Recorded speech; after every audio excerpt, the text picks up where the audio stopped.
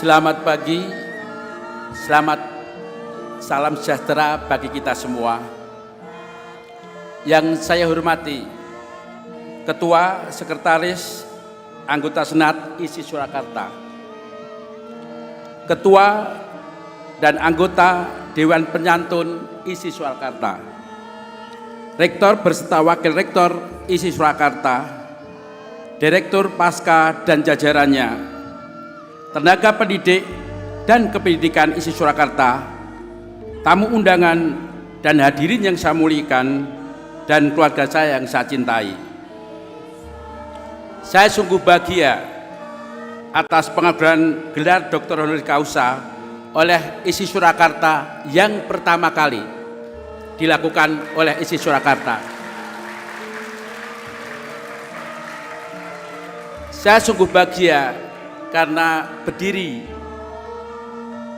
di antara sahabat-sahabat semua, pengajar-pengajar semua, dan mereka yang berjalan bersama dengan saya dalam karier perjalanan saya.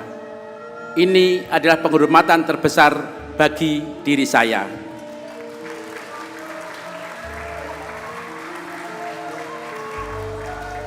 Saya juga terima kasih karena apa?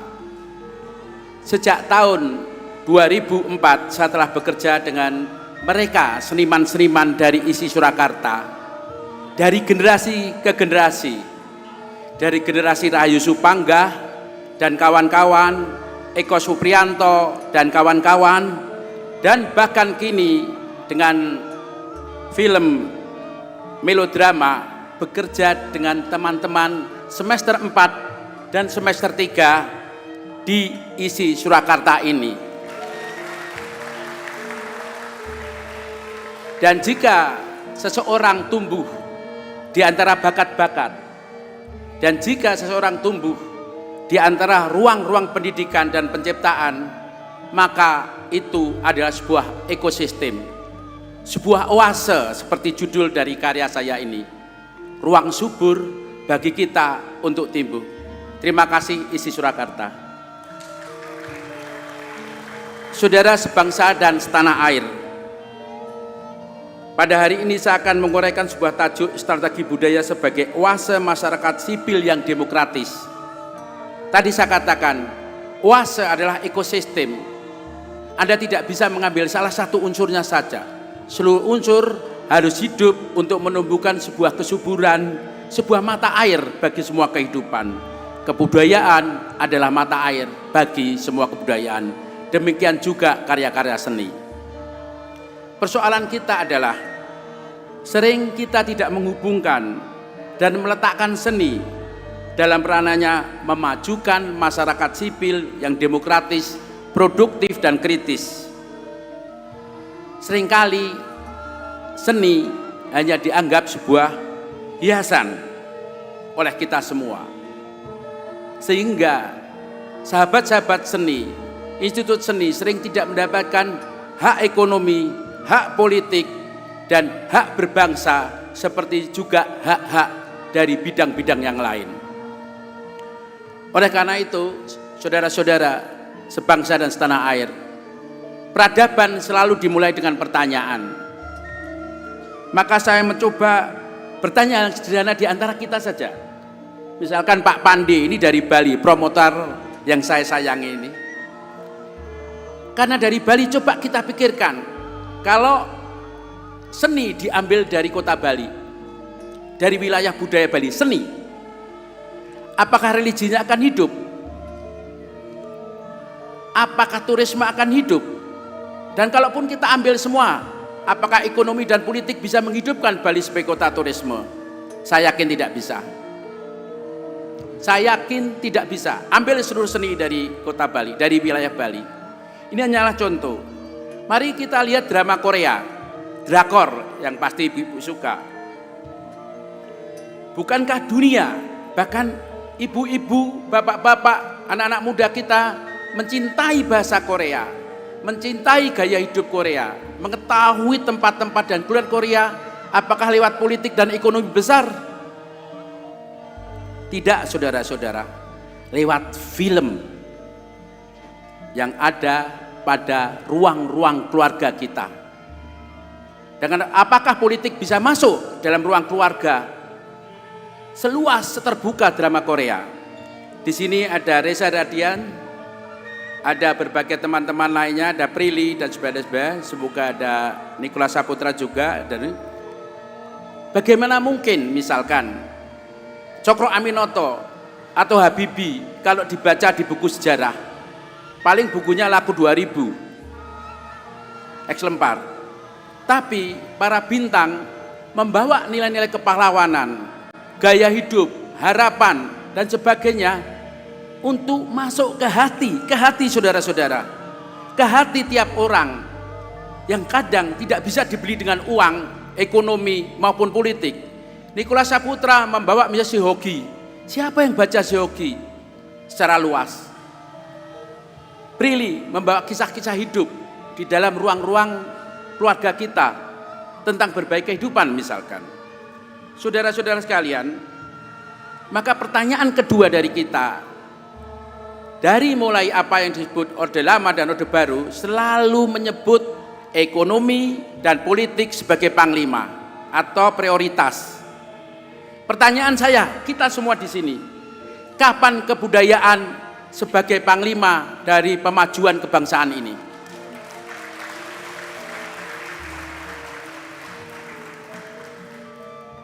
Kebudayaan sesungguhnya adalah seperti tadi katakan, sebuah oase, sebuah ekosistem.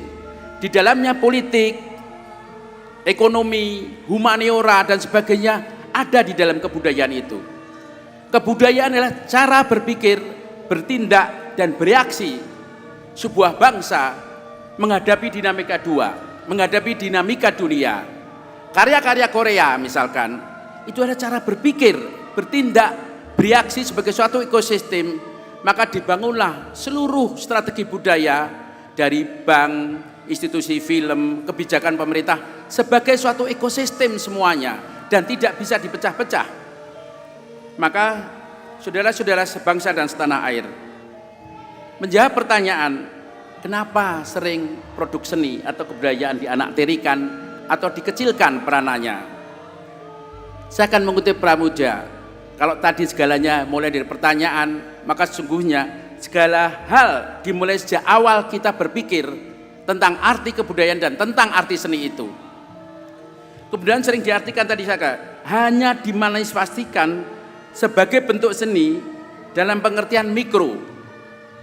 Bahkan sering diartikan sebagai hiasan. Namun langkah meletakkan bentuk seni tersebut sebagai kebudayaan arti luas sehingga apa? Menjadi bagian tak terpisahkan hak sipil atau hak asasi manusia. Saatnya kita semua mengatakan seluruh seni menjadi bagian hak asasi warga negara Indonesia. Akibat lebih jauh, seni sering tidak dianggap memiliki nilai-nilai nominal dan intrinsik yang mampu secara langsung membangun ekonomi dan politik bangsa. Sebutlah misalkan skets dari kita sebutlah Raden Saleh. Apa artinya bagi partai politik? Apa artinya bagi ekonomi yang besar? Jangan lupa, ketika negara ini sedang memproses negara bangsa, tidak ada foto, tidak ada film, maka orang bagaimana membayangkan Nusantara itu apa sih? Sket-sket dari Raden Saleh tentang pohon bambu, tentang apa yang disebut dengan buah-buah lokal, serikaya, manggis, bukit-bukit, gunung-gunung, membawa orang mengimajinasikan tentang negara ini. Pertanyaan saya, siapa yang mampu mengimajinasikan politikus mana saat itu? Ekonom mana saat itu yang bisa merepresentasikan ini loh Indonesia? Tadi saya katakan, kebudayaan sekali lagi adalah ekosistem cara berpikir, bertindak dan beraksi individu, komunitas, beragam institusi dan negara bangsa terhadap tantangan dan masa depannya. Ekosistem tersebut berakar pada sains, teknologi dan estetika sebagai jalan peradaban manusia, beserta nilai hidup yang tidak dipisahkan satu sama lainnya untuk mewujudkan peradaban. Maka karya seni sebagai bagian terbaik dari kebudayaan merupakan manifestasi cara berpikir, bertindak, dan bereaksi dalam bentuk karya rupa, seni pertunjukan, sastra hingga film. Ia seperti oase, suatu ekosistem menjadi ruang yang menemukan kesuburan bagi kehidupan kita. Sahabat setanah air pasti membaca buku Bumi Manusia. Ada yang paling menarik ketika membaca buku itu, tokoh mudanya lari dan berkata, sekrup-sekrup menggerakkan zaman. Ketika kereta api yang dilihatnya di sebuah stasiun di awal abad 20. Awal yang ditandai jangka panjang sebelumnya dengan mesin uap yang melahirkan apa yang disebut peradaban revolusi 10. Revolusi Indonesia 10. Ketika itu baja-baja dibikin seperti roti, kata dalam catatan-catatan harian. Baja-baja telah dibikin seperti roti. Maka ku bangun kapal-kapal dan ku bawa dengan mesin uap melintasi dunia. Maka lahirlah pabrik-pabrik dan kota-kota di Jawa. Film-film saya banyak dilatar belakangi era revolusi 10 yang ditandai dengan mesin uap. Dari mulai Cokro Aminoto, Nyai, bahkan kemudian kalau kita lihat melodrama ada sebagian dari itu yang dilatar lagi. Nah, untuk menjawab kenapa pemisahan kebudayaan hanya diambil satu ekonomi atau satu politik menimbulkan kita tidak pernah menjadi masa emas. Saya akan memberi contoh pada revolusi 10 di Moi Indi di zaman kolonial. Ketika politik hanya dua, membangun ekonomi kapital untuk mereka dan membangun politik kekuasaan. Apa yang terjadi? Warisan apa yang diberikan pada generasi Nusantara yang belum namanya Indonesia saat itu? Pertama, tanah-tanah bukan milik Nusantara. Teknologi dan modal uang milik elit. Kemudian apa yang disebut oligarki terjadi? Oligarki dari korporasi internasional yaitu VOC. Jangan lupa, VOC korporasi ini kalau dihitung kekayaannya dengan bahkan korporasi minyak Cina ataupun Arab, VOC masih lebih tinggi saat itu. Dia beroligarki dengan raja dan bupati yang tidak adil untuk mengambil tanah-tanah kita semua dan kekayaan alam kita. Saudara-saudara, akibatnya kita menjadi semacam budak perahan dari sebuah revolusi industri 10. Tapi di balik itu selalu ada momentum lahir anak-anak bangsa. Cokro Aminoto, Soekarno, Samaun dan sebagainya, Tan Malaka lahir belajar transformasi dari paradok warisan itu untuk menuju negara bangsa. Oleh karena itu saudara-saudara, saya akan mengambil contoh warisan apa lagi yang sering hanya menghitung angka-angka, tidak intrinsik. Contohnya adalah ketika Presiden Soeharto mengumumkan tentang pemberantasan buta huruf. 100% berhasil pemberantasan huruf. Kita merayakan di dunia, tapi saya tanya, intrinsiknya, nilai utamanya, apakah bangsa ini menjadi bangsa yang membaca dan menulis? Tidak, saudara-saudara. Sampai sekarang budaya baca kita paling rendah di Asia Tenggara. Artinya, kita hanya menghitung angka, tidak membangun apa yang disebut jiwa kebangsaan dan cara berpikir, bertindak, dan bereaksi untuk menghadapi dunia. Mari kita lihat revolusi 4050 ini. Kita ambil satu sisi kecil saja yang Anda alami semua. Jumlah handphone kita 2 kali lipat jumlah penduduk. Yang mengakses internet selalu 5 besar dunia. Jumlah untuk mengelola internet 5 besar, semua angka-angka semua. Tapi netizen kita kualitasnya salah satu yang terburuk di dunia.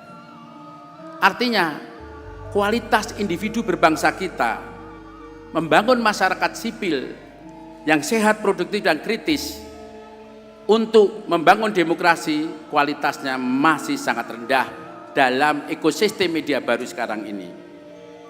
Saudara-saudara, sahabat setanah air dan sebangsa, ada beberapa pengalaman yang saya ingin ceritakan karena detail tentang orasi ilmiah saya ada di buku yang akan dibagi pada petugas ini. Catatan perjalanan pertama adalah tahun 1902 mengelilingi seluruh institusi di Amerika, termasuk institusi Oscar, kemudian galeri-galeri, seluruh stasiun TV, sampai juga apa yang disebut dengan industri-industri media baru di tahun itu. Berkeliling kita dan melakukan diskusi dengan seluruh direktur-direktur galeri dan museum. Apa yang saya simpulkan dari perjalanan itu? Sederhana, saudara-saudara. Jika Anda memasuki kota Washington, maka ruang publik diisi oleh galeri, taman-taman, museum-museum, relaksisasi yang produktif dan sebagainya. Ruang publik adalah sekolah terbesar anak-anak kita semua untuk menjadi pemimpin bangsa dan warga negara yang terbaik.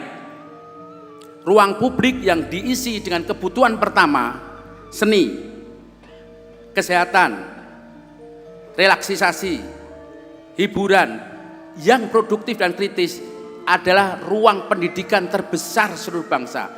Tidak banyak sekolah yang berguna ketika keluar di ruang publiknya hancur. Disiplinnya tidak ada, taman-taman tidak ada, tidak banyak gunanya sekolah.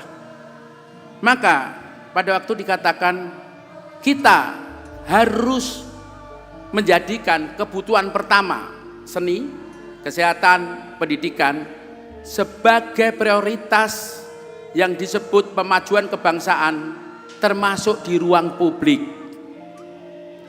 Tanpa ruang publik yang produktif, kritis, dan sehat, anak-anak kita tidak akan mendapatkan ruang pendidikan warga negara yang terbaik.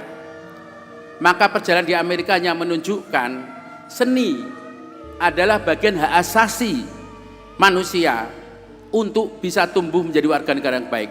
Mereka bahkan bilang, mereka yang menonton film, mereka yang menonton lukisan bukan untuk menjadi seniman semata, tapi ketika mereka merasakan sebuah garis, merasakan sebuah peristiwa yang mengharukan, merasakan sebuah nada, maka kemanusiaan yang subtil dalam dirinya tumbuh, mengerti ruang, mengerti nada, maka dia membangun kota-kota yang beradab.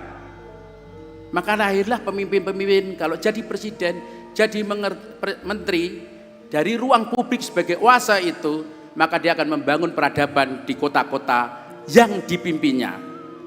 Kesimpulannya saudara-saudara, seni adalah bagian asasi yang harus memenuhi ruang publik dengan kualitas yang menjaga masyarakat sipil kita bersama.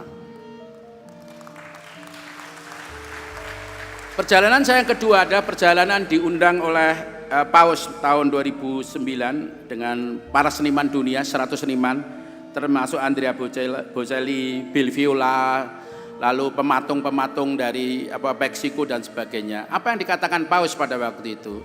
Mereka yang bersahabat dengan seni, bersahabat dengan gereja. Orang selalu mengatakan, seni dibangun setelah kita kenyang dan makan. Dalam prakteknya terbalik. Seni mengalahkan rasa lapar. Seni menghidupkan perasaan atas kepahlawanan. Seni yang ada di Michelangelo, yang ada di karena pertemuannya di kapel di Vatikan. Seni dari lukisan Michelangelo menjadikan apa? Orang-orang lapar, ketika lapar, rasa kemanusiaannya tetap muncul dan ingin membantu, menghidupkan, dan kemudian bersama mengolah rasa kemanusiaan dan menolong lukisan itu. Mari kita lihat Festival Berlin, kan? Apakah dibangun ketika sudah makan dan kenyang? Apakah heritage di Eropa itu ketika kalah perang diganti mal-mal semua? Tidak, saudara-saudara. Seni seperti kebutuhan kita makan, kesehatan. Dia memperpanjang ingatan kita pada nilai-nilai yang harus kita wujudkan. Ketika lapar melihat film, tiba-tiba rasa kepahlawanan muncul, empati muncul. Ini, mari kita lihat COVID lah. Bagaimana kalau tidak ada film di ruang keluarga kita? Saudara-saudara, saya ingin mengatakan bahwa seni mempunyai dua peran besar. Memenuhi kebutuhan fisik hingga ekonomi dan politik berkat bentuk konsep dan aktivitasnya, tapi membawa aspek yang paling penting bagi demokratisasi, yaitu pembongkaran, perenungan, hingga emosi estetis yang tidak bisa diterjemahkan, guna masyarakat sipil merasakan emosi terkecil kemanusiaan lewat garis peristiwa nada. Namun juga ada aspek yang terakhir yang tidak dipunyai disiplin, yaitu aspek interpretasi yang sering tidak terjawab. Karena apa? Penciptaan seni meskipun mempunyai apa yang disebut prosedur dan metode, ukurannya terakhirnya adalah parameter pada diri si pencipta, dan itu menjadi apa yang disebut relatif. Pada relativitas itu demokratisasi diuji. Tafsir, dalam Islam ada ijtihad dan ikro, membaca dan tafsir, dua hal yang paling penting dalam kehidupan beragama Islam. Oleh karena itu, saudara-saudara sekalian, saya ingin mengatakan bahwa peran seni di dalam demokratisasi salah yang terpenting adalah interpretasi. Demokrasi bukan sekedar prosedur, pemilu bukan. Esensi demokrasi adalah memenuhi hak asasi manusia. Salah satu hak asasi manusia terpenting adalah kebebasan berpendapat dan interpretasi. Dan itu bisa dikembangkan pada seni-seni kita. Menonton tari bedoyo sering kita tidak tahu artinya, penonton, tapi menemukan gerak halusnya, menemukan ini. Bahkan ketika tidak membaca naskahnya, kita membaca kehidupan dengan cara yang disebut terbuka dan cair bagi kemanusiaan kita. Saudara sebangsa dan setanah air, seni sering tidak hadir dalam nilai nominal jumlah, apalagi kalau misal biskup seni misalkan atau film art. Namun nilai intrinsik yang sering tidak bisa langsung beri sumbangsi pada inequitability, tidak memberi sumbangan langsung pada ekonomi dan kesejahteraan belata. Dilemanya dari seni adalah tidak diletakkan sebagai hak sipil. Akibatnya cara berpikir nominal menjadikan sebetulnya seni sering dikecilkan. Namun jangan lupa, negara kebudayaan akan timpang tanpa seni dan kebudayaan. Kalau hanya ekonomi dan politik. Tadi saya katakan tentang mall di Eropa. Saya tadi katakan, misalkanlah, saya kasih contoh para penari Solo. Untuk bisa simpuh bersila, sekarang anak-anak harus berlatih berapa bulan? 3 bulan. Karena apa? Ekosistemnya tidak sering rusak.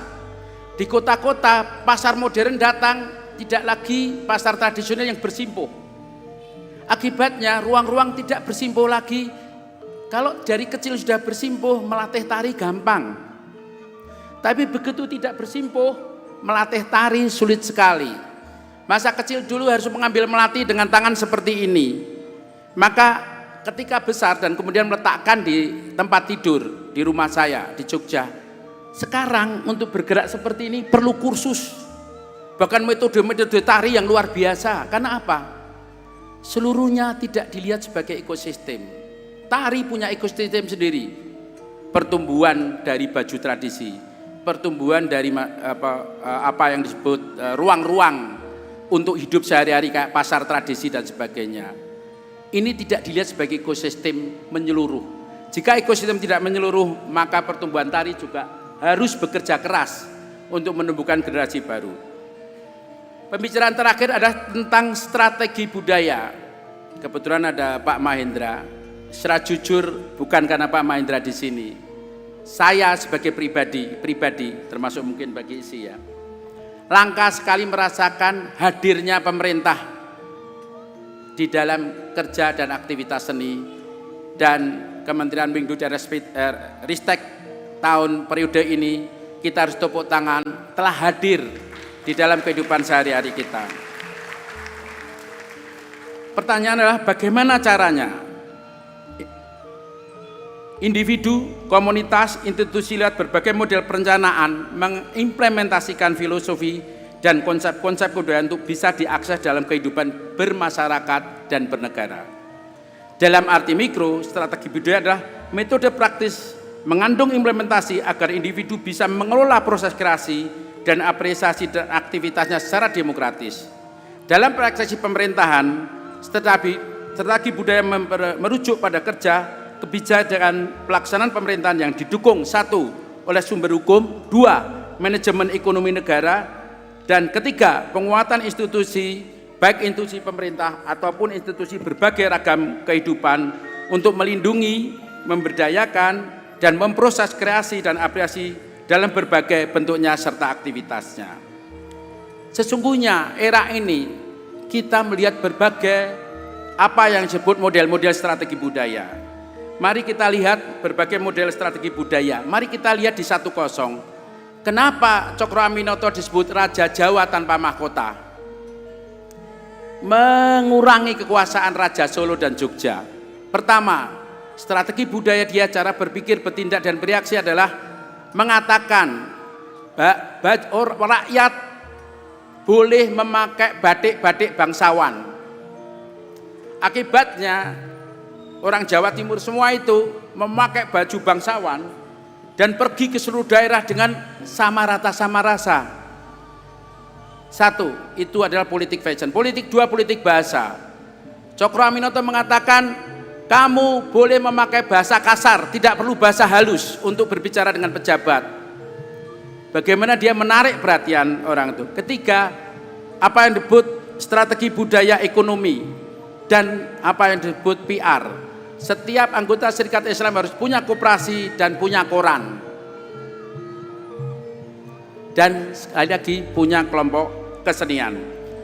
Cokro mengatakan setinggi-tinggi ilmu, secakap-cakap strategi dan semurni-murni tauhid. Anda lihat, tauhid, ilmu dan strategi. Sebuah strategi budaya yang jarang dibongkar oleh setiap orang. Kenapa seorang Cokro bisa melahirkan seorang Soekarno, Samaun hingga Tan Malaka? Contoh lain adalah misalkan kalau institusi pemerintah sudah pasti ya. Tadi salah satunya adalah kita lihatlah Indonesiana atau Indonesia bertutur. Sebuah strategi kebijakan pemerintah berdasar hukum dan manajemen ekonomi membangun apa yang disebut ruang-ruang kebudayaan dan sumber-sumber manusia untuk membaca warisan budaya dan kemudian dibuka kembali kepada seluruh masyarakat. Kebijakan misalkan Eropa kebijakan sangat sederhana.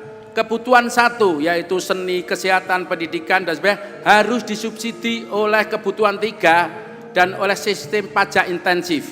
Kebutuhan ketiga adalah industri, apapun juga. Pajaknya diberikan pada kebutuhan pertama. Maka ketika Opera Jawa dapat dari Wina misalkan, maka sebetulnya dana kebudayaan selalu dibangun dua di Eropa, dari pajak-pajak dan kebutuhan ketiga. Kebutuhan tiga mal-mal makin besar tidak ada masalah, tapi harus melindungi kebutuhan pertama sebagai ruang pendidikan berbangsa.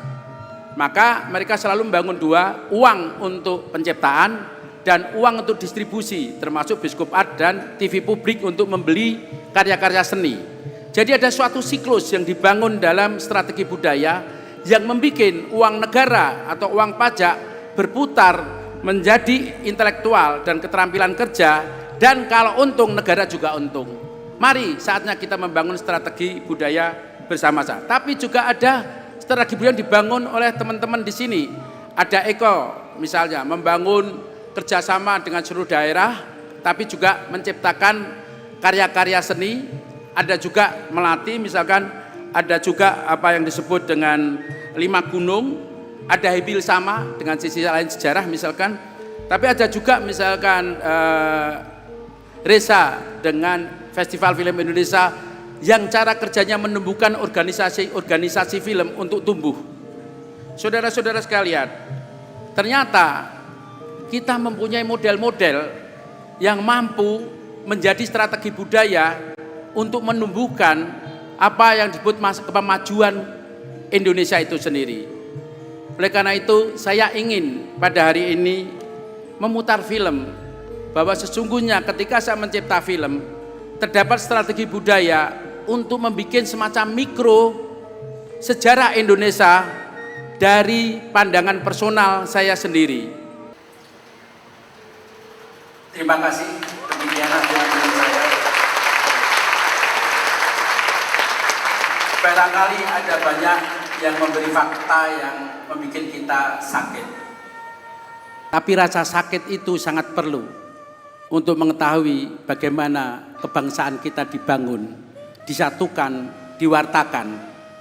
Film-film Papua atau tentang NII Banyak orang tidak tahu kenapa remaja-remaja tiba-tiba hilang, tiba-tiba ikut NII. Tidak tahu karena mereka tidak bisa membaca fakta yang sebenarnya terjadi.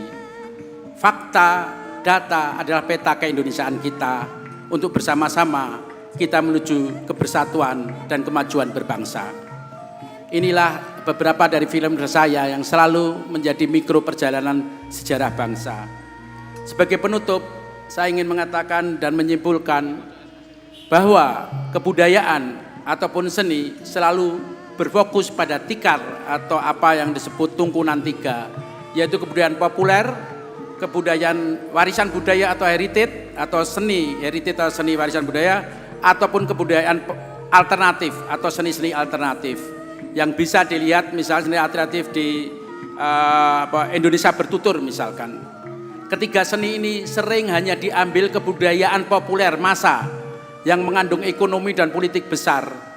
Kebudayaan massa hanyalah satu ujung dari tiga pilar ini.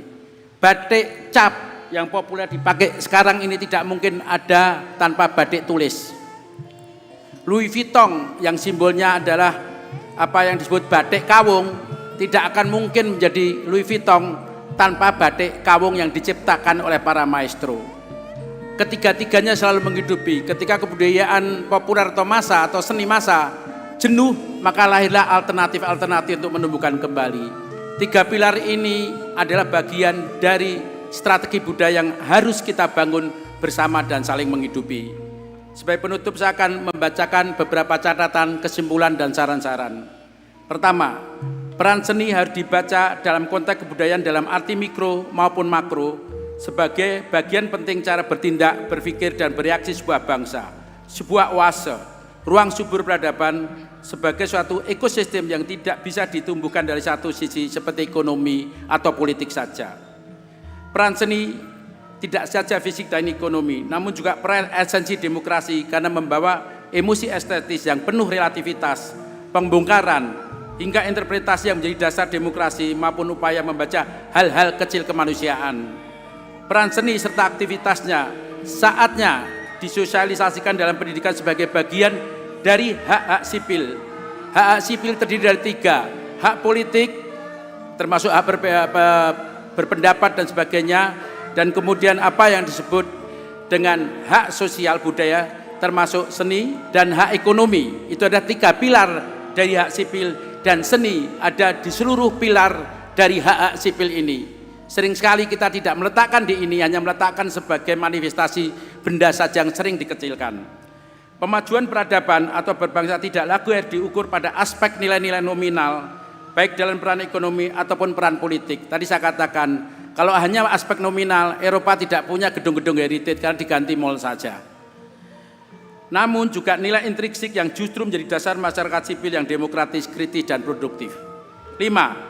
Strategi budaya sebagai kerja perancangan dan implementasi filosofis hingga konsep selayaknya dihidupkan di berbagai wilayah budaya hingga individu, komunitas maupun beragam institusi maupun pemerintah menjadi peta besar gerakan peradaban bangsa ke depan. Pemajuan bangsa selalu mengalami kehilangan untuk menjadi masa emas karena ketimpangan-ketimpangan hanya berfokus pada ekonomi dan politik sehingga kehilangan ekosistem yang mendasari. Hutan misalkan, ketika saya contoh di Wasur, dulu kijang rusa-rusa ada di taman-taman kota. Sekarang untuk melihat rusa harus 3 jam. Tahun 95 2 jam. Tahun seterusnya kita harus masuk lihat kanguru dan apa yang disebut dengan rusa setelah 6 jam masuk ke hutan. Karena apa? Kita tidak melihat semuanya sebuah ekosistem. Ketika hutan-hutan ditanamin satu tanaman, maka tidak ada lagi fauna flora yang bisa hidup bersama. Lalu kalau hutan ditanamin satu tanaman, meskipun ada ekonominya, bisakah mengganti seluruh fauna flora yang hilang? Bisakah itu mengganti? Karena sesungguhnya kita tidak berpikir pemajuan kebangsaan sebagai suatu ekosistem. 6. Era 40 sampai 50 ini harusnya menjadi momentum membaca peta model-model strategi budaya yang bertumbuh di berbagai ruang berbangsa untuk dijadikan model strategi budaya nasional. Kementerian Pendidikan telah mengundang berbagai direktur event ya untuk membaca model-model itu. Jadi saya terima kasih. 7. Seluruh kerja strategi budaya menuju pada kerja kesatuan ekosistem 3 pilar kebudayaan dan populer, warisan budaya, dan alternatif dalam dialognya dengan estetika, sains, dan teknologi yang bertumbuh dinamis sebagai cermin peradaban. 8. Pemajuan kebudayaan yang tertera dalam undang-undang selayaknya dilakukan implementasi lewat strategi budaya yang dikelola lewat peta model-model kebudayaan yang sudah bertumbuh baik individu, komunitas, dan beragam institusi ataupun pemerintah yang mencoba memfasilitasi pertumbuhan-pertumbuhan itu dalam model-model yang lebih luas dan menjangkau dan terakses. 9. Warisan kebudayaan revolusi 10 sampai 30 yang melahirkan ketimpangan-ketimpangan sehingga pemajuan kebudayaan menuju era masa lalu terlambat selayaknya menjadi kajian membangun strategi budaya era 40 sampai 50. Dan yang terakhir, sahabat-sahabat yang saya muliakan, kita bersama pada era 40 dan 50 ini, era ekosistem media baru ditandai surplus demografi penduduk usia produktif 18 dan 38 tahun. Selayaknya menjadi era strategi budaya guna menumbuhkan generasi baru yang kritis, produktif, dan tentu saja demokratis dengan menjadikan kebudayaan dan strategi budaya sebagai oase menuju masyarakat sipil yang demokratis. Saudara-saudara, pada hari ini kita bertemu bersama antara seniman-seniman, institusi-institusi, komunitas, dan para pendidik. Inilah oase kita bersama untuk kita sebetulnya menuju pada era 40 dan 50 untuk bersama-sama membaca peta bagaimana strategi budaya kita wujudkan. Saudara-saudara, orasi ilmiah di tempat mulia ini adalah sebuah ekosistem bersama, karena kebersamaan kita berbagai disiplin ilmu, berbagai institusi dan komunitas sesungguhnya adalah tiang-tiang dari sebuah oase peradaban bangsa ini. Terima kasih semuanya.